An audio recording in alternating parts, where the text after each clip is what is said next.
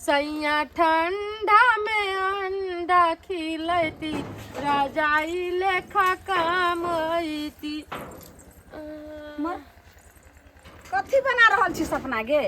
माय गे अथी बनबै छियौ कोफ्ता बुझली। तू तो एको भी न कहली जे कोफ्ता बनबै छै, लेकिन महकै छै केना दिन गे? हां कोफ्ता त बढ़िया बढ़िया खुशबू आबै छै, जेना पकौड़ी नै छै बेसन में दे के फ्राई कर दै छियो गोल गोल बना के। बेसन घर में रहबे न करे त पकौड़ी कथी कोफ्ता के कोफ्ता बनै? हे हम कीन के लावलिए र घीरा नै छै कदुआ तकरा अथी कर के तब कोफ्ता बनबै छै, तोरा नै पता छौ?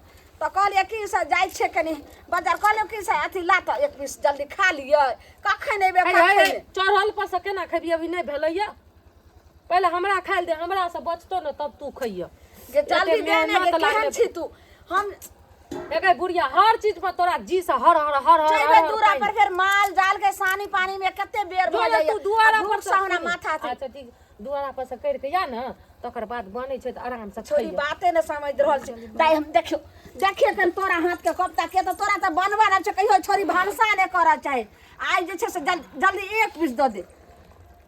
लेकिन बरनी के बनबै लोग भखर लै नै तोरा गे। ए राख न नै भोकरै छै हमरा, तू देखलिए कत हम नै बनबै छियो डर से। केना दिन जे छै से एकदम कोफ्ता के खुशबू त केना छै एकर महकै छै। निसियरपुर वाली भेलाही वाली सेटा सिखल के जे कोफ्ता आना आना बनै छै बुझली। देखाइ त उठाइ त देखियो उठेब। हां हे देखी हे मर गे हे देखी कोफ्ता रहे छै गोल गोल, आ ई त कनी नाम छै। हे चल एन्ना एन्ना कर के बनेलिए एन्ना ए कथी के कोफ्ता छै हमरा सही बता।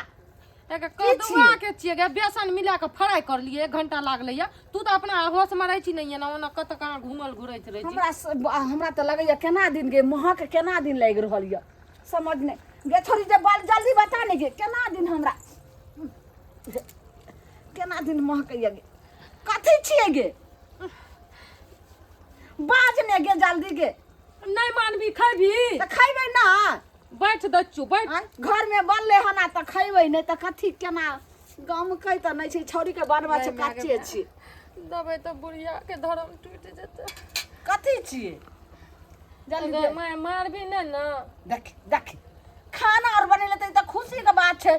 ये तू सीख ले हां, जत बियाह करबो ससुराल में नहीं बनेबी त सास ससुर हमरा कहियो ओलहन नै देतो। जल्दी झट सना तू हमरा द दे दूगो कोफ्ता आ खा ले छी, हम चल जाय छी। सुनी न कथी जा छोड़ी के कुछ ने बात सुनबो जल्दी। रामफल छिए रामफल? आज तक त रामफल जे छै से एते उमर भेल नै सुनले मतलब मतलब तो एक चौक पर नै बिकै छै अंडा। गए छी ये पागल हन गे।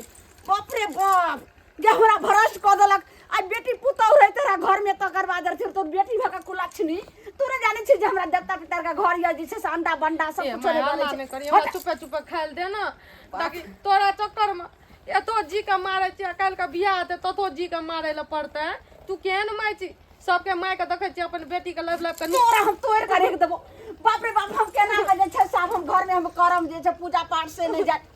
तोरा कहले रह जे अंडा नहीं बनवेला आय ओना कोते नेमे निष्ठे से चले छै। ताई द्वारे तोरा जत बियाहो लागे छै तत वैष्णव नहीं भेट रहल छै। कतो सब माछ मछली खाय छै त हम तोरा नहीं करै छौ बियाह। हमरा माछ मछली जत खैबी न खैबै न आ खाय हेतै तत हमर बियाह करियो। ई त नहीं भ सकै छै। वैष्णव जगह पर अगर बियाह करबी न तो देख लिया हम कथी से कथी करबो। आई घर में रह के आई घर में मीट मछली सब कुछ बना के खैबो। तोर धर्म के नष्ट कर दे। निराशि तोरा सिखल कोन के? निराशि से हमर जी मुंह न छै, तू नहीं खाइ छी त की हम नहीं खइया? मारबो के लोल के जल्दी सब लोग बारी बका कथी बिलब एते मेहनत से बनलिए आ फेंक देबै?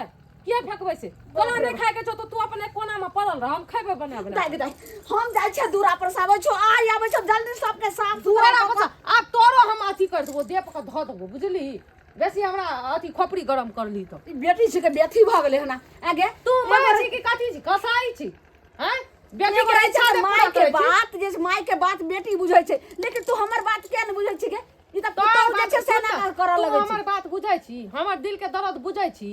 जे तोहर बुझबो तू एना नहीं मानभी तो जत बियाह कर देबो त से घर में जइहे त खइया। लेकिन ये त नहीं तो खइबै अपन चुपचाप अलग में बना के खा रहल छियै। तोरा में नहीं ना गलियो रे बियाह आबै छै हम दूरा पर सा तकर बाद सबटा हटा देता कांड पकड़ के तोड़ देबो। कांड पकड़ के तोड़ देबो। आ त हमहु ने छोड़बो, हम बना के खइबै। कहते ई बुढ़िया के खातिर हम नहीं खइया बना के खुशी के दिन पर मौका अथी पर दुख फेर दै छै। बाप रे बाप जाय छियै सपना बनेला हते जाय खेबा उड़ा देलक। आय गे तू कत जाय छी आखिर का दौड़ल गे? आय कत जाय छी? हम ओन माथा जाय छी।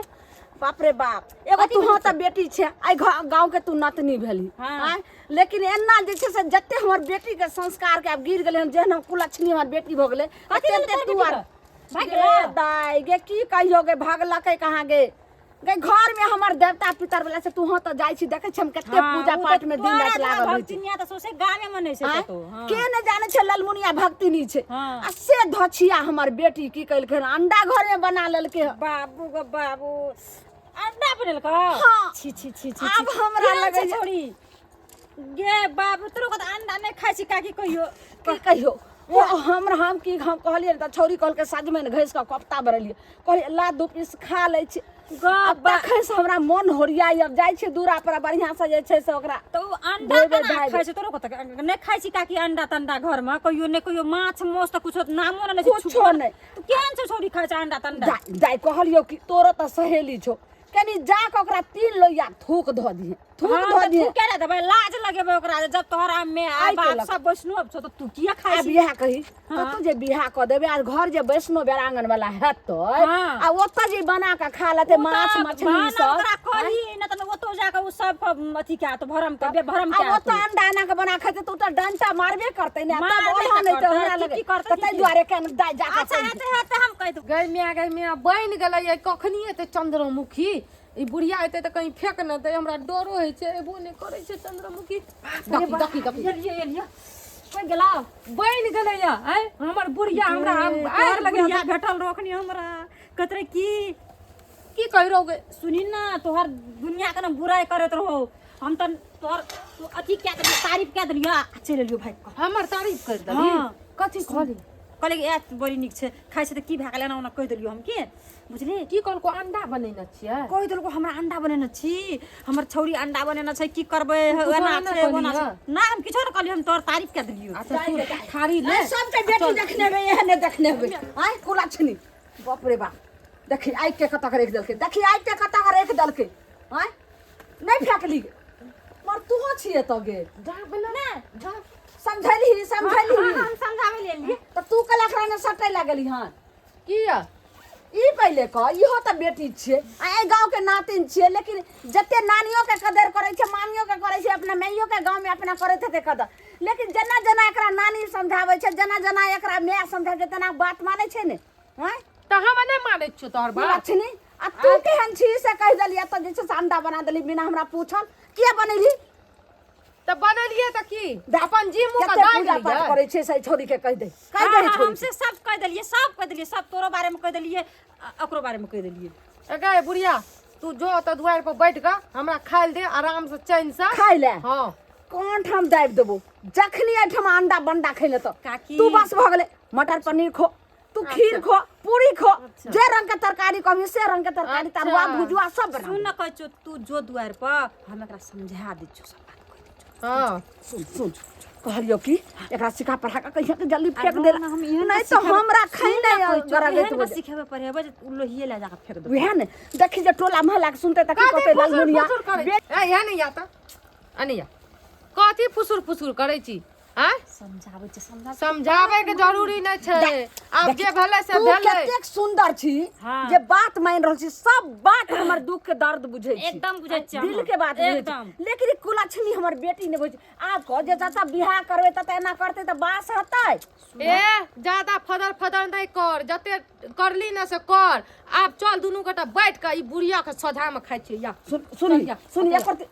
दाई तू एहन पॉइंट मार जे छोरी फेंक दे कथी फेंक हम आबै छो तुरंते जाय छो दूरा पर पहले हमरा लगे छै गंध सबरा प्राण छूटे छै पूरा फेंक देते तो वही तक यहाँ दूरा पर दका कहिया कि जे हां नानी फेंक देल अच्छा या लगे चंद्रमुखी